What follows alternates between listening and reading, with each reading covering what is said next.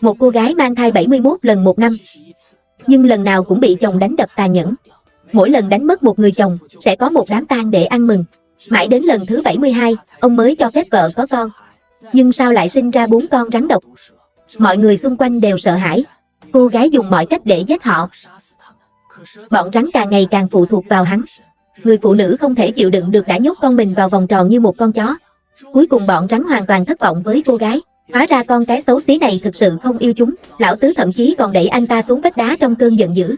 Mở mắt lần nữa, bên tai vang lên 2 tiếng đồng âm hoảng loạn tam ca.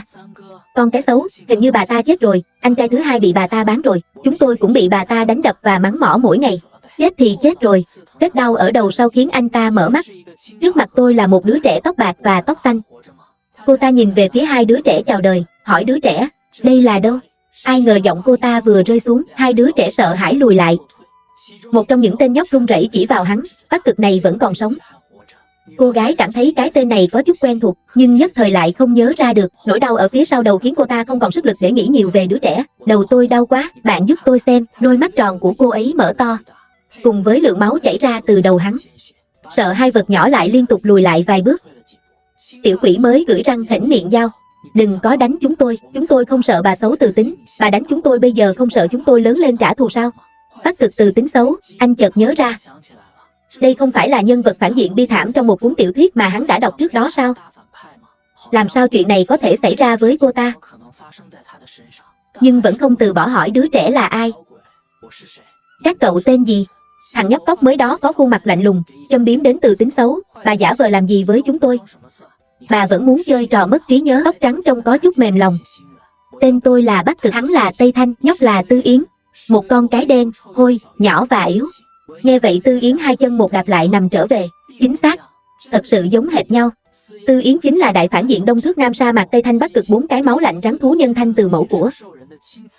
Trong bản gốc, anh ta rất ghét 4 con thú rắn của mình. Không đánh đập và mắng mỏ 4 đứa con. Thậm chí còn bán ông chủ và con thứ hai cho 2 miếng da động vật. Sự biến dạng tính cách của 4 nhân vật phản diện đều liên quan đến cô ta. Cuối cùng cô ta bị 4 đứa con đánh gãy chân, đâm xuyên tim. Thật sự là thảm hại. Khi Tư Yến chuẩn bị chấp nhận thực tế, mới phát hiện con rắn con vừa mới còn muốn hét đánh hét giết hắn đã biến mất rồi. Quên đi, mặc dù là quan hệ mẹ con nhưng cũng không khác gì kẻ thù. Lúc này hắn ngửi thấy mùi hôi thối, suýt nữa thì nôn. Nhìn lên, hóa ra là con mồi trong hang bốc mùi thối rữa. 2 tấm da động vật duy nhất đều dính đầy vết bẩn. Cô ấy cảm thấy ngứa trên mặt. Một cục bùn đen lớn quá, không chịu nổi, thật sự không chịu nổi. Cho dù là thất bại, cổ cũng không thể chịu đựng được. Tư Yến đứng dậy, vịn vào tường, bắt đầu kiểm tra xem khả năng của mình trong thời kỳ cuối có còn ở kiếp trước không. Cô là song hệ dị năng của một hệ dị năng và không gian dị năng, là thiên tài song năng hiếm có của một thị. Tâm trí cô ấy di chuyển mở một khe nhỏ trong không gian. Bên trong chỉ có 1 mét khối không gian, nhưng cũng đầy ắp. Tư Yến tìm thấy một tờ giấy khăn ướt khử trùng trước, rồi lấy tay bút bạc ra, một cái bật lửa và một túi muối. Sau khi lau đơn giản của riêng bạn bằng giấy khăn ướt, đầu óc rồi mở 2 tay ra.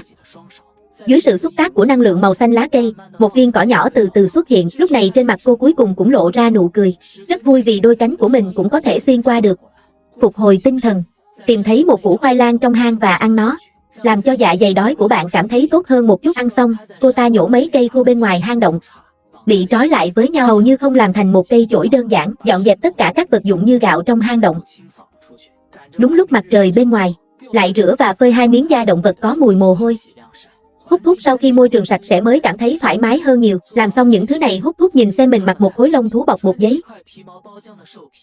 Cổ rất chi tiết, nhưng hôm nay không có thời gian, đói quá. Cổ muốn ăn, còn có 2 tên phản diện kia cũng phải ăn cơm. Chỉ là cả cái hang này không có lương thực, để tìm thức ăn có thể ăn. Hắn lúc trước trong sơn động có một tên óc gọi hắn là Tư Yến thú xếp hàng trở về, đến lấy thịt. Tên của bộ lạc này là Thế Giới Nham Hư. Con đực có thể biến thành thú, cũng có thể thay đổi thành hình người. Họ khỏe mạnh, lực lượng tấn công mạnh, nữ yếu đuối. Sau khi trưởng thành chỉ có thể là hình dạng con người, không thể thay đổi thế giới. Sinh con cái ngày càng khó khăn. Tỷ lệ giữa nam và nữ gần như là 10:1. Vì vậy, con cái trở thành đối tượng để con đực tranh giành và bảo vệ. Cho dù Tư Yến là một con cái vừa hôi hám, vừa đen tối, vừa lười biếng, vừa xấu xí, trông như không sống được cũng sẽ được bộ lạc chăm sóc tốt. Những con đực trong bộ lạc mỗi ngày sau khi đi săn về sẽ để lại cho Xian vài miếng thịt. nhưng cũng bởi vì cô ấy gầy là một phụ nữ xấu xí điển hình. Vì vậy, trong những năm qua ngoại trừ một người bạn đồng hành nham rắn, không có con nham đực nào khác coi trọng hắn. Lần này hắn được một miếng thịt lớn, còn nhặt một ít nội tạng và xương mà người khác không muốn, lại dùng thuộc tính thực vật đào một ít khoai tây, hầm một nồi thịt hầm khoai tây lớn. Nhưng nhìn thấy bên ngoài trời càng ngày càng tối, hai con rắn con vẫn chưa về, sẽ không có gì xảy ra chứ. Nghĩ tới đây, hắn vội vàng chạy ra ngoài, càng nghĩ càng vội. Tư Yến đi ra ngoài lớn tiếng gọi tên hai đứa con. Không tìm lâu, hai con non chui ra từ phía sau những cái cây. Nói thật, Tư Yến không sợ trời không sợ đất, nhưng thực ra lại sợ rắn. Bây giờ hai con non trông giống như con người 5 tuổi. Nếu không mang hình dạng của rắn vào, Tư Yến cảm thấy mình không sợ bọn họ. Cẩn thận thiếu kiên nhẫn nói xấu nữ. Mày tên gì? Tư Yến vừa lừa dối vừa bất đắc dĩ. Con thỏ nhỏ chạy đi đâu rồi? Tôi đã nấu xong đồ ăn chờ các con rất lâu rồi. Cẩn thận cúi đầu lạnh lùng nói chúng tôi vừa ở trong rừng nhìn thấy một con thú tai dài đâm chết trên thân cây. Mắt chết mắt hơi sáng lên. Thú tai dài không phải là thỏ sao? Thịt thỏ không chỉ ngon, lông thú cũng rất hữu dụng. Bạn có thể quyết định đi xem. Hai đứa trẻ đó tình nguyện dẫn đường phía trước. Bắc Cực tiểu sinh hỏi Tây Thanh tam ca, ở đâu có con thú tai dài bị đâm chết? Tây Thanh tiểu sinh đến đừng nói chuyện, tôi sẽ dạy cho cô gái xấu này một bài học. Tư Yến trong rừng càng đi càng cảm thấy có gì đó không ổn. Điều quan trọng là cô ta không biết nhiều về nơi này, đi tiếp nữa e rằng không tìm được đường về. Tây Thanh bắt chí, nếu không chúng ta về đi. Ngay lúc này, Tây Thanh đột nhiên quay đầu lại, lưỡi xanh dựng lên, nôn ra con rắn nhỏ. Từ tính xấu, chúng ta sẽ quay lại trước. Tư Yến sợ rắn. Trong khoảnh khắc Tây Thanh đột nhiên lộ ra tính khí rắn của cậu bé rắn, Tư Yến cảm giác máu của mình lập tức đo từ đầu đến chân. Nó sợ đến nỗi không thể nhúc nhích một tiếng động. Tư Yến sau khi tỉnh lại tinh thần lại phát hiện Tây Thanh và Bắc Cực đều đã biến mất rồi. Ở đâu có con thỏ đâm chết trong rừng. Cô rõ ràng là bị treo chọc. Lúc này Tây Thanh và Bắc Cực hóa thành hai con rắn nhỏ, nhanh chóng trở về hang động. Tây Thanh không nhịn được cười ha ha, cái kia, người phụ nữ ngu ngốc đó, tối nay bà ấy sẽ gặp rắc rối, tôi không tin bà ta tìm được đường này. Bắc Cực cười ra nước mắt. Tây Thanh, tam ca, xem chúng ta có về nhầm nhà không? Cẩn thận lúc này mới nhịn được nụ cười, nhìn lên. Trong hang sạch sẽ và tươi mát, mùi hôi thối đó không còn nữa. Thậm chí còn có một hòn đá nhỏ trong cỏ còn cắm một bông hoa dại nhỏ xinh đẹp. Họ đã sống ở đây nhiều năm rồi, không thể nào ngay cả nhà mình cũng nhận sai. Nhưng tại sao hôm nay nhà lại sạch sẽ? Trên tảng đá lớn còn có một nồi thức ăn lớn. 3 quả dừa có thể đặt trên đá. Hình như là có người chờ bọn họ trở về cùng nhau ăn cái gì đó. Tôi đã nghĩ đến câu nói trước khi con cái xấu xí nói rằng tôi đã làm xong bữa ăn. Đã chờ các ngươi lâu rồi. Hắn nhìn về phía Tây Thanh tam ca. Đây không phải là thức ăn của phụ nữ xấu xí sao? Tây Thanh sắc mặt lạnh lùng. Hắn muốn làm gì? Chắc anh ấy rất khó chịu. Bắc Cực ngồi xuống, lấy một miếng khoai tây và ăn nó. Lập tức mắt sáng lên. Anh thứ ba, anh thử xem, thật sự rất ngon. Tây Thanh bụng gầm gừ một chút, đầy nghi ngờ và ăn cùng với Bắc Cực. Gần như hai đứa trẻ đã hoàn toàn bị chinh phục bởi món ăn ngon, nhưng Tây Thanh vẫn cảm thấy có gì đó không ổn. Người phụ nữ xấu xa ở Bắc Cực thậm chí còn dọn dẹp và nấu ăn. Hắn muốn gì? Bắc Cực lắc đầu không biết. Ăn ngon trước đi. Trong đầu Tây Thanh đột nhiên xuất hiện một ý nghĩ, đặt cái bát xuống, tức giận đến mức bà ta có muốn bán chúng tôi không? Sinh con ở thành phố thú, nhiều cái thực sự là bình thường, nhưng trước đây có 2 con rắn đã bị bán riêng. Nghĩ đến đây cẩn thận sắc mặt vặn vẹo, chắc bà cũng muốn bán chúng ta. Bà ấy chưa bao giờ thích tôi, trước đây không phải là chưa từng bán tôi, nếu không phải mặt tôi bị hủy hoại tôi không thể bán được giá tốt, tôi đã bị ả bán từ lâu rồi. Nửa khuôn mặt dưới mái tóc dài màu xanh là một vết sẹo khủng khiếp sau khi bị đốt cháy. Bắc Cực không nói chuyện, bán chúng đi, anh ta tin rằng phụ nữ xấu có thể làm được. Chúng chỉ đáng giá một cái da động vật mà thôi, bọn nham rắn máu lạnh không được chào đón ở đâu cả.